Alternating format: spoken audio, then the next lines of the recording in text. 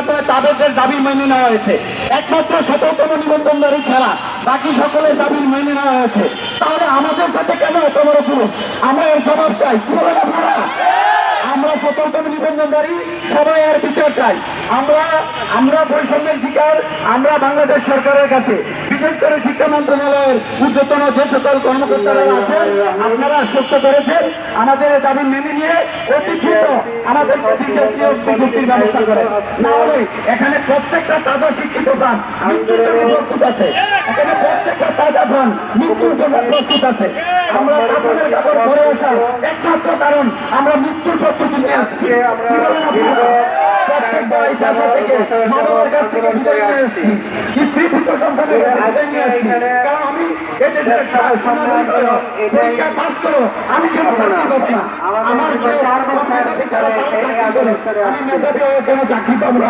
এটার জবাব চাই। এদেশের বৈষম্য বিরোধী হয়েছে, তাদের মাধ্যমে দেশ স্বাধীন হয়েছে, কিন্তু এখন আমরা বৈষম্যের শিকার হবো কেন? এর জবাব চাই। আমরা মাননীয় প্রধান উপদেষ্টার কাছে জবাব চাই। আমরা কেন এখনো বৈষম্যের শিকার হবো? আমি তো চাই যে বাংলায় কেন এখনো বৈষম্যের শিকার হবো? আমরা চাই না। আমাদের দাবি শক্তি। আপনারা জানেন আমাদের পক্ষে মতামত দিয়েছে, এনটিএসসি তাদের প্রস্তাবনা পাঠিয়েছে শিক্ষা মন্ত্রণালয়। গত মাসের 1 তারিখে আমাদের আন্তঃ মন্ত্রণালয় ছাত্র আমাদের বিষয়ে কোনো সিদ্ধান্ত আসেনি। এজন্য আমরা মৃত্যুর প্রস্তুতি নিয়ে আসি। আমরা মৃত্যু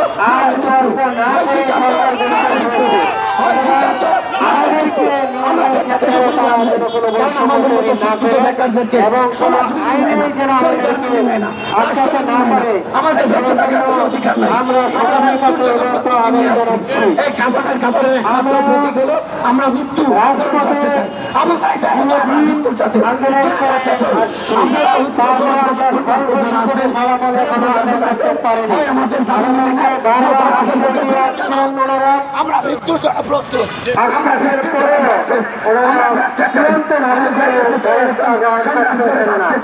আমরা এই বৈষম্যের সাথে কখনো মেনে নিতে পারবো না।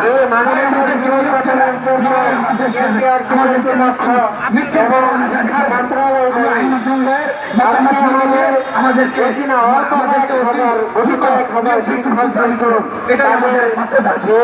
ধন্যবাদ। আজকে মানবতার জীবন যাপন করছে, তারা সঠিকভাবে নিজেদের জীবন পরিচালিত করতে পারছে না, সাংসারিক হতে পারছে না,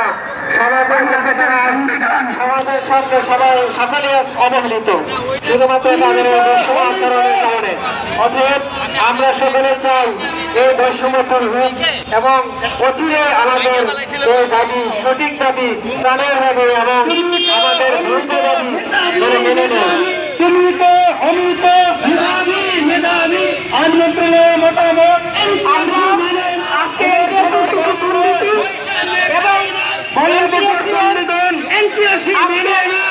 সিদ্ধান্তগুলো তুলে ধরতে চাই, সেই সাথে বলতে চাই